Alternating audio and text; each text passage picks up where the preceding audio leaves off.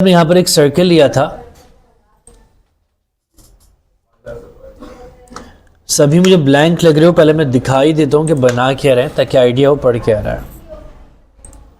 सही circle note करेगा और परसेंटेज बढ़ेगी। गुड, लोडिंग बनाना ना। बिल्कुल ऐसा ही है। लोडिंग नहीं, असल में से इन्फोग्राफिक कहा जाता है, और जो कंपनीज होती है ना वो इससे अपनी प्रेजेंटेशंस वगैरह में यूज करती हैं।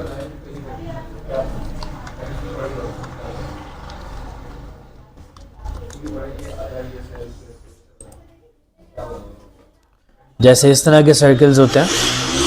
अब लेट्स सपोज मिसाल के तौर पे आपने कभी आप एक सीवी बना रहे हो, जो वीडियो एडिटर्स होते हैं ना वो सीवी भी अपनी एनिमेटेड बना रहे होता है, तो आप चाहो तो ये भी कर सकते हो। लेट्स सपोज आपने दो सॉफ्टवेयर में कंपैरिजन दिखाना है कि इलस्ट्रेटर मुझे 80% यूज़ करना आता है और फोटोशॉप 65% यूज़ करना आता है, तो ये चीज़ आप एनिमेटेड फॉर्म में भी दिखा सकते हो कि एक सर्कल इलस्ट्रेटर का बना दो, एक फोटोशॉप का बना दो, और दोनों जो है वो अलग अलग मूव कर रहे हो।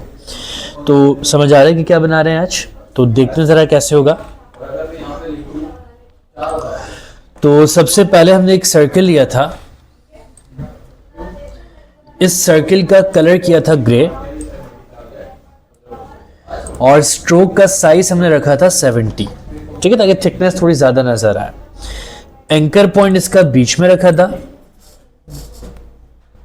मैंने कहा भाई ये बॉर्डर्स का काम करेगा, इसके ऊपर एक और सर्कल मूव करेगा, तो आपने सेम सर्कल की डुप्लीकेट ले ली थी कंट्रोल डी से। स्ट्रोक कलर चेंज कर लिया था, तकरीबन ऑरेंज पर हम आ गए थे।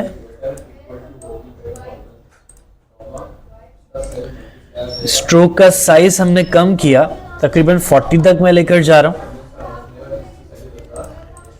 और टेक्स्ट हम इसका टाइप कर लेते हैं। लेट्स सपोज 0 हमने लिखा था शुरू में, एंकर पॉइंट बीच में रखना था। टेक्स्ट का साइज आप करोगे कम, और थोड़ा सा ज्यादा कम हो रहा है। इसके बाद सारी चीजों को सिलेक्ट करके आप करोगे अलाइन।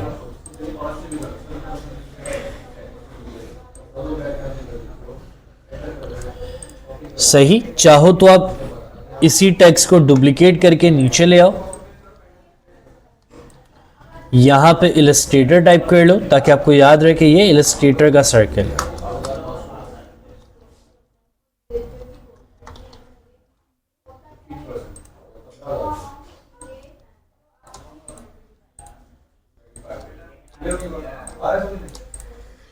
कोई प्रॉब्लम इस पॉइंट तक? अब इतना करने के बाद हमने 0 पर जाके प्रॉपर्टीज ओपन की थी, टेक्स्ट में गए थे, अच्छा सॉरी ट्रिम पाथ अब तक नहीं लगाया हमने, तो इस शेप पे ट्रिम पाथ लगाने के लिए ऐड पे गए थे, ट्रिम पाथ अप्लाई किया था, और प्रॉपर्टीज में जाने के बाद आपने शुरू में एंड पे की लगा के इसकी वैल्यू को 0 किया, और 2 सेकंड्स पर जाके मैंने कहा भाई इलस्ट्रेटर हमें 80% यूज करना आता है, तो इसकी वैल्यू को 80 कर दिया।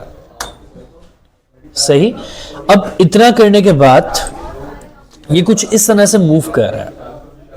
अब हम चाह रहे हैं कि आपका जो सर्कल है वो भी 0 से चलकर 80 तक जाए, तो इसके लिए फिर आप करोगे क्या? आपने टेक्स्ट की प्रॉपर्टीज में जाना है, टेक्स्ट पे जाना है, और सोर्स टेक्स्ट पर ऑल प्लस क्लिक करना है ताकि इस पे एक्सप्रेशन अप्लाई हो सके। ठीक है, स्प्रिंग बना हुआ आ चुका है। अब आपने इस लेयर पे यू प्रेस किया और स्प्रिंग खींच के इस लेयर पे लाके छोड़ दिया। सही, अब जो वैल्यू एंड की होगी वही आपके टेक्स्ट की हो जाएगी। कोई मसला, कोई सवाल? अब दूसरी प्रॉब्लम यह है कि 80 तक तो जा रहा है, लेकिन बीच में जो इसकी वैल्यूज है वो पॉइंट में आ रही है।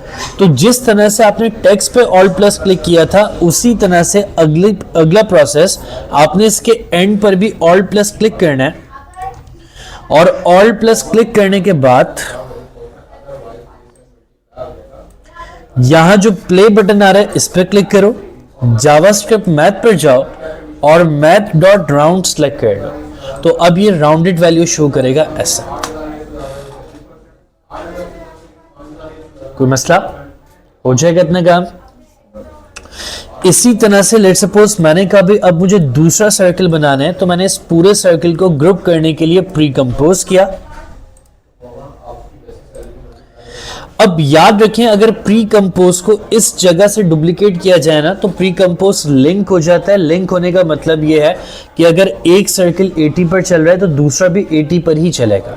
तो आपने प्री कंपोज को इधर से डुप्लीकेट नहीं करना, इधर से डुप्लीकेट करना है। कंट्रोल डी, नीचे ले जाओ, एडिट करने के लिए डबल क्लिक, इनके पूरे ऑब्जेक्ट को उठा के थोड़ा साइड में किया।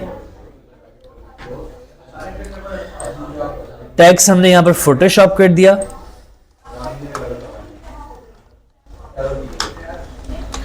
कलर हम इसका ब्लू कर देते हैं।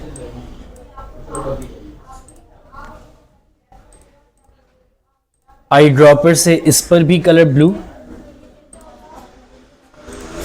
और इसके नेक्स्ट पॉइंट पर जाने के लिए यू प्रेस करके एरो यूज करेंगे। मैंने कहा भाई ये यूज करना आता है 65, ठीक है।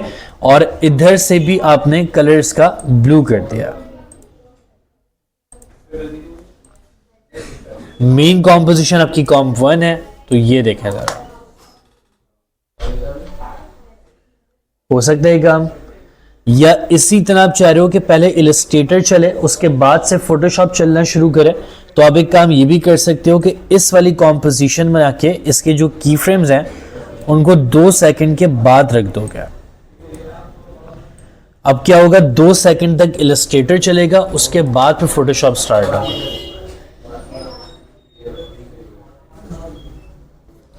कोई मसला है किसी को?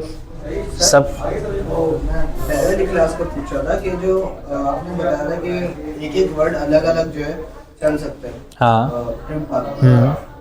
वो एक साथ कैसे होगा, मैं वो समझ में नहीं आ रहा था। मतलब सारे वर्ड्स को जो ना सर हमारे अलग अलग करके बता रहे थे। नहीं, मैं बता, एक साथ नहीं हो सकता। उसके लिए हमने ये किया था, इनको डिलीट कर देते हैं। खैर, हमने एक टेक्स्ट टाइप किया था, ठीक है। फॉन्ट आप अपनी मर्जी का कोई भी दे सकते हो।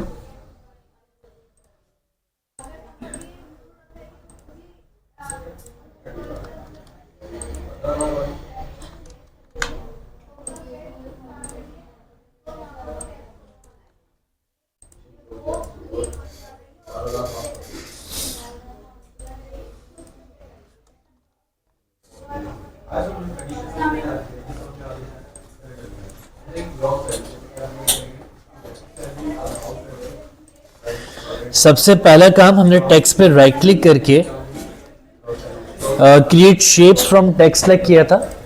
इसके बाद हमने इसका फिल बंद किया था और स्ट्रोक पर अपनी मर्जी का कोई भी शेड आप दे सकते हो, वो आपकी चॉइस है। और थिकनेस बढ़ाने के लिए पहले शेप लेना पड़ता है और उसके बाद आप थिकनेस थोड़ी सी ज्यादा कर सकते हो।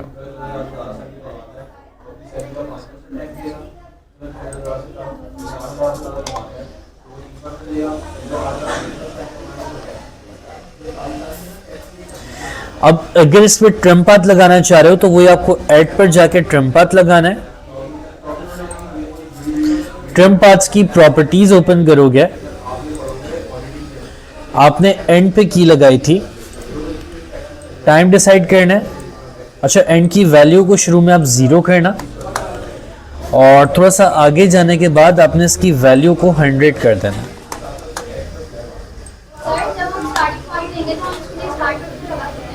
चलो तो लगा सकते हो, बिल्कुल कोई प्रॉब्लम नहीं है। और सर ये जो हम ट्रिम पाथ लगा रहे हैं ये हर लेटर्स को अलग-अलग शो करने के लिए लगा रहे हैं। अगर हमें सब एक साथ चाहिए, सब एक साथ आए, उसे अलग-अलग लगा रहे हैं। देखो सब एक साथ ही तो आ रहे हैं।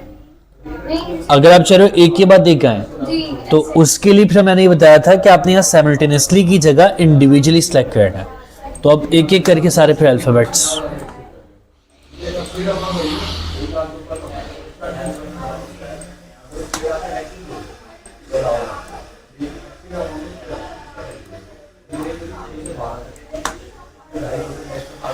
इसमें हैंगिंग शुरू हो गई है, अप्लाई नहीं हो रहा, देखो इशू आ रहा है। ठीक है, प्रोसेस हमने बिल्कुल सेम किया है, सही किया हुआ है। बस यहाँ पे आप इंडिविजुअली सिलेक्ट करोगे तो इंडिविजुअली सिलेक्ट करने पर क्या होगा, हर अल्फाबेट एक के बाद एक आना शुरू हो जाएगा। सीसी वर्ड्स वाला भी प्लीज इसमें अब इसमें हम कुछ भी नहीं कर सकता। मैं वही बताना चाह रहा हूँ कि ये हैंग होना शुरू अब हो गया, तो ये एरर देना शुरू कर दिया इसने। Disable acceleration disable. अगर ये हैंगिंग इशू हमारे बीच में या इसको सॉल्व करने का कोई हल नहीं है, इसके लिए आपके जो पीसी के स्पेक्स हैं ना वो बहुत अच्छे होने चाहिए। मतलब अब होता ये है कि जब प्रैक्टिस के लिए आप एक प्रोजेक्ट बना रहे हो वहाँ पे काम चल जाएगा। अगर इसी पीसी में ग्राफिक कार्ड वगैरह लगा हुआ होता और रैम और ज़्यादा होती तो ये फिर मसला नहीं आता। तो ये जो मसला आता है वो आपके हार्डवेयर के इशू की वजह से आता है। ग्राफिक कार्ड एनवीडिया कम से कम भी 4 GB 2 GB तो लगे कार्ड, उसके बाद कुछ होगा।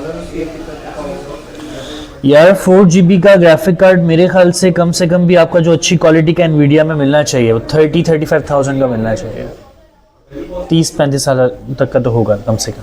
मतलब लैपटॉप लैपटॉप्स में ग्राफिक कार्ड नहीं आते लगे हुए, बस उनकी मेमोरी शेयर एक हो रही होती है। वायरस नहीं, बाकी में वायरस आ जाता है। नहीं, उसका इससे कोई ताल्लुक नहीं रहा। डिवाइस कोई भी हो, अगर आप किसी दूसरी साइट्स के ऊपर जा रहे हो जहाँ वायरस रखा हुआ है या USB आप लगा लेते हो उसमें भी वायरस होता है, तो वायरस का आप ये नहीं कह सकते कि किसी खास डिवाइस पे वायरस नहीं आते। वायरस हर जगह आ सकते हैं, एप्पल के लैपटॉप में वायरस आ जाता है उसमें भी। ठीक है, अच्छा वीडियोस की रिकॉर्ड हो गई है। अगर किसी को चाहिए तो एक USB दे